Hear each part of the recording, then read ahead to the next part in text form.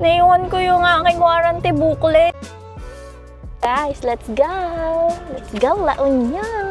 We're here!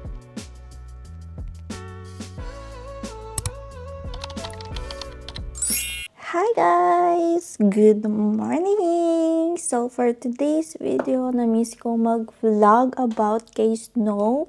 Naging busy din ako sa business, kaya wala akong time mag-vlog ngayon kay Snow. Pero ngayon, i-vlog natin dahil tayo ay 4th PMS. Ngayon ay November 27 and wala kasing tumatawag sa akin. Nag-i-inform. Usually, nag-i-inform sa akin yung Suzuki ko kung kailan ako magpapareschedule. Nire-remind nila na gantong schedule yung ang next PMS mo, ganyan. So, yun sa akin kasi walang nag-remind. So, nakalimutan ko. So, hindi ko naman din kasi laging ginagamit si Snow. So, yung last service ko is April. Dapat daw ay August. So, ngayon ay November na. Tapos, so, November na daw ngayon. Kaya igagawin daw nila yung pang 20k service na daw to. Wala din sa isip ko kasi nga yung aking Odo is hindi pa naman talaga umaabot siya ng 10k. Wala pa talagang 10k. So, dapat nga yung 10k is pang ano na yun eh, pang 3rd PMS eh. Pero, wala, hindi pa umabot. Tapos yung pag 4th PMS, dapat nasa, ano na daw yata, 20 or Odo ko is 5k pa lang. Pero nga, kailangan nga ipa-PMS pa din para hindi ma-avoid yung warranty. And, first come, first serve naman yan.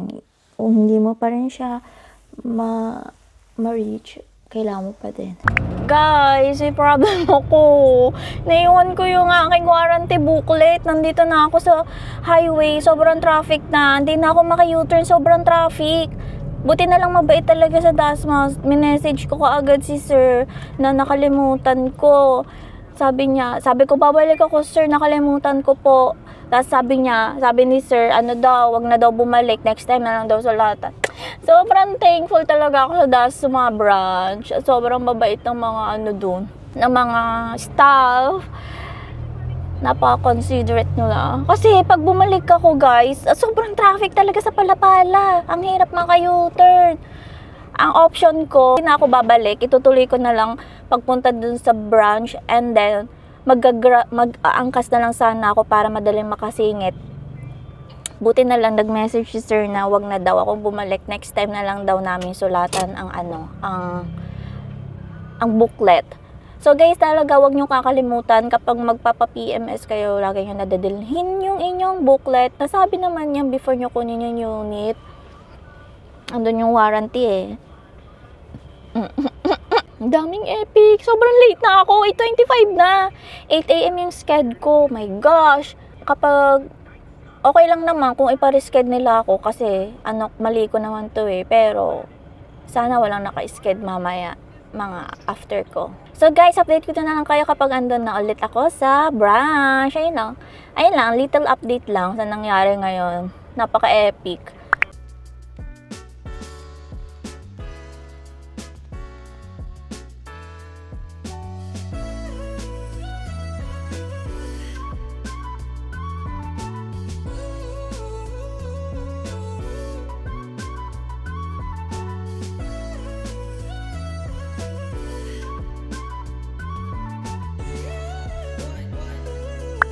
Guys, pauwi na ako. So, ang umabot ng 8,000 sana yung PMS.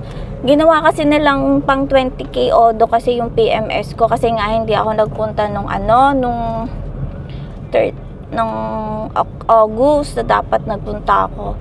So, umabot ng 8,000. Buti na lang sumali ako sa mga group kung anong dapat talagang tanggalin, ano lang dapat gawin for your Odo. Yan, perfect for your Odo. So, tinanggal ko yung oil flashing kasi nga wala pa naman akong 5k Odo. And tinanggal ko yung windshield washer kasi bumili na ako nun sa mall. And then tinanggal ko din yung, ito nagkamali ako guys, pinatanggal ko yung spark plug, tinatanggal ko yung spark plug Okay lang naman siguro, no? Kasi maano pa lang naman yung odo ko eh. Wala pa naman 5K, so parang bata pa. Tapos, ang nagkamali ako, na overlook ko, hindi ko natanggal. Kasi meron akong copy. Helpful talaga yung ibang mga owner na nagpo-post, nag-share sa GC, ng mga ginagawa sa kanila for kanilang odo. And ayun, meron akong copy kung anong mga tatanggalin ko, kung anong gagayahin ko. Yung ginagaya ko is nasa worth 4K lang dapat.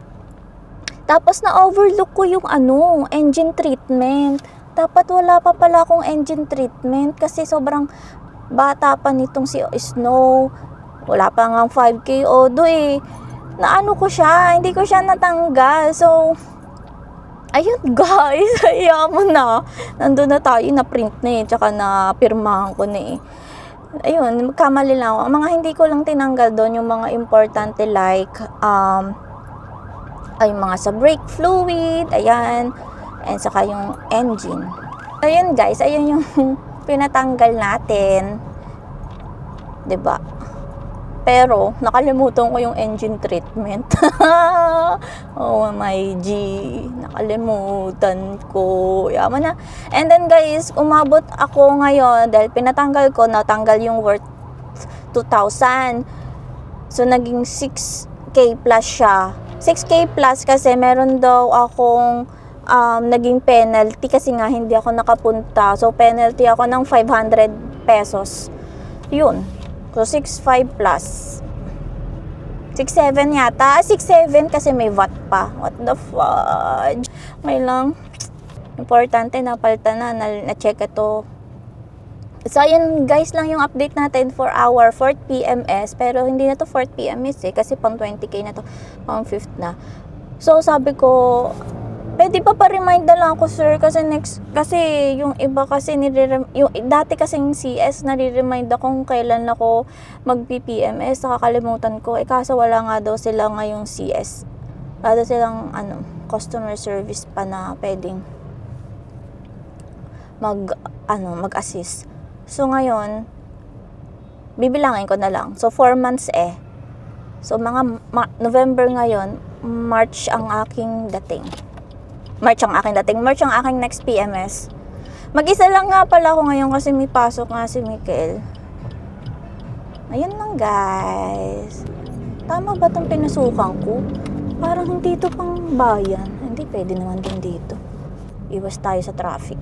So ayun guys lang ang ating little update. Thank you for watching. And watch kayo ulit sa susunod kong vlog. My gosh, hindi ko to alam tong lugar na to guys, ang pinasukan ko. Nag-iwas lang ako ng traffic eh. Parang pabayan din naman to eh. Tama ba to? Ano ba lusutan nito? Shit. Hindi ko to alam guys. Ayun lang guys, sige na, babay na. Iaano ko lang to. Titingnan ko kung saan ako pumunta. Lumusot.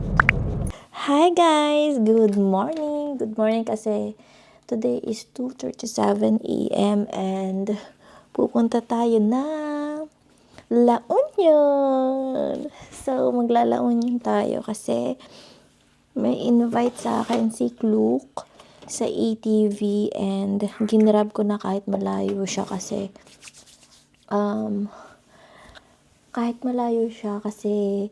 long weekend. So, walang pasok ng Monday. So, ngayon ay Saturday ng 2:30 AM. So, we decided na magpunta, i-grab na lang kahit ATV lang yung sponsor ng Klook sa amin.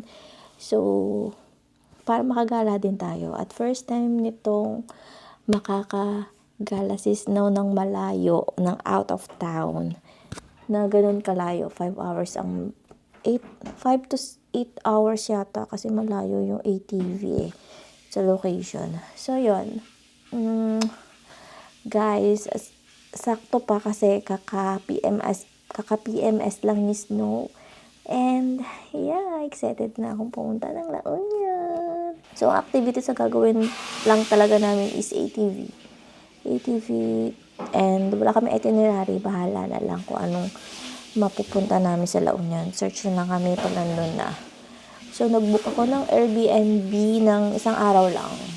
Para lang may matulugan kami. So, yun. Let's go, guys. Nag-aayos lang kami. And, nagbaon na kami ng mga iba naming pagkain. Baka maguto kami sa daan. So, mga by 9 a.m. or 10 a.m. is nandun na kami. Baka mas maaga pa dahil wala naman traffic. Dahil nga weekends. So, yun, guys. Kasama namin yung isa namin sister. And, kasama namin si Chubby. So, let's go! So, paalis na kami, guys. And, Lord guide us. Sa likod ba may space pa na ano? May space pa naman. So guys, let's go! Let's go, La Union!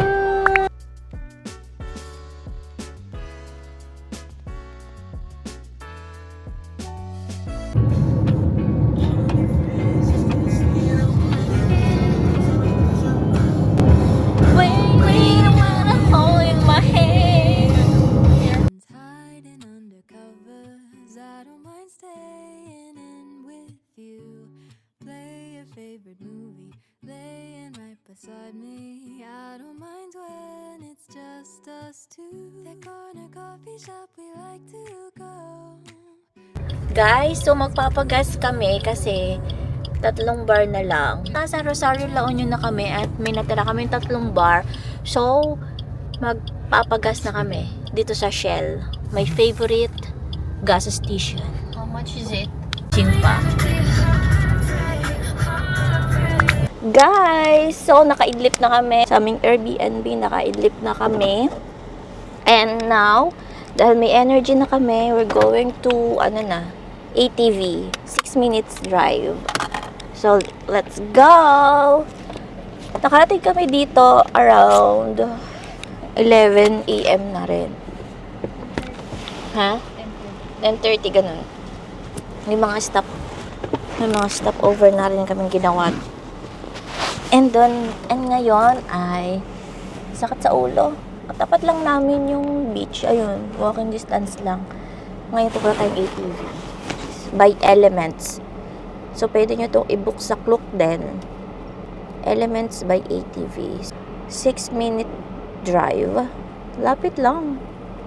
Guys, we're here na. So, sobrang init din pala ng alas 3 namin, no, guys? Imagine. Ang 300 mo? Ay. Ayan na, guys. Walking downtown and I'm okay. He's got it all figured out. That's what they all say. Everyone's looking at me, thinking that I'm different. Everyone's looking at me, thinking that I'm living. But I don't really care what they all say.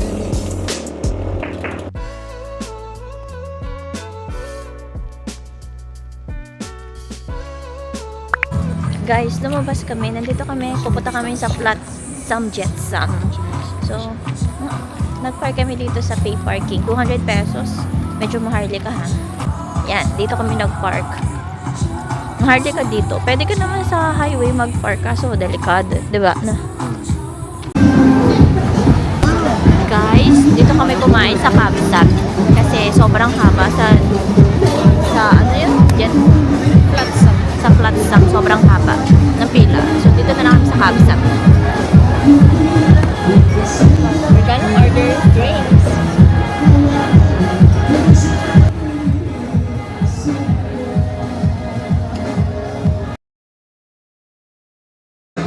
Calamari. Guys, so nandito kami sa may pangpang. Pangpang. So, magsasurf siya and nakabanig kami, guys. Pauwi na din kami. Uuwi na kami after nito, ng surfing. Tapos magbubuko shake kami. Buko shake ba o mango shake? Ayun. Si baby, oh. Bait lang yan. Hindi natakbo. Guys, pauwi na kami. So, ang ating gas ay, ayan. Medyo full tank pa lang. Umalis kami doon ng 4.3, so nadagdagan tayo ng 600. Kasi 300. Oo, mali. Nadagdag na tayo ng 300. Umalis kami ng 4.3. So, monitor natin, guys, kung hanggang saan ang ating full tank, kung mapupunta ba tayo sa Cavite na. Kasi nung last is nag 3 bar siya, pero nasa La Union na, no? Yan guys. So guys, pauwi na kami. Bye! Hi guys! So nasa NLEX na kami and tingnan nyo yung gas namin. Tingnan nyo guys. Ayan no. Gusto, tubig o... Konti lang pa yung nabawa. So siguro pagdating sa bahay may matitira pang 3. So kakain muna kami ngayon and ang oras na ay May tubig ka? 5:17. So yun lang guys, a little update. Bye! Annyeong! Guys, nakauwi na kami at tingnan nyo, may natira kaming 4 bars. And, diba, umalis tayo ng 4.2, naging 4.9 ang ating odo. Ayun guys, nakarating na tayo. Sobrang natin, haggard na. And, sobrang smooth lang ng ating pagdadrive. So guys, walang naging anomalya. Alam nyo ba yung roof rail namin? Hindi siya umangat or something kahit ang takbo ko na umabot na ng 110 or 120 yon. So yun guys, sobrang smooth lang. And ito yung so far na pinakamatagal na biniyahe namin ni Snow. Sobrang success ang ating long drive. And saktong-sakto sa ating katatapos na ng PMS. So yun guys, and may natira pa tayong 4 bars na gas and 4.9, diba? Diba umalis tayo 4.2 lang, naging 4.9 ngayong ating odo na dagdagan. So yun lang guys, and sobrang happy ko kasi umabot kami ng 8 hours yata na pagdadrive kasi meron kaming stopover lang. Isa lang yung stopover namin, kumain lang kami sa may bago mag-T-Plex. Naman kami na traffic kasi doon kami dumaan sa Skyway pa uwi dito sa Cavite. And hindi namin experience yung traffic kasi umaaga din kaming umalis. So, sobrang saya ko kasi nakapag-drive ako ng ganun kalayo. Sumakit nga yung braso ko. So, dito na nagtatapos ang ating long drive, ang ating Cavite to La Union to Cavite. So, thank you for watching and watch nyo yung another vlog ko sa next upload ko. Bye!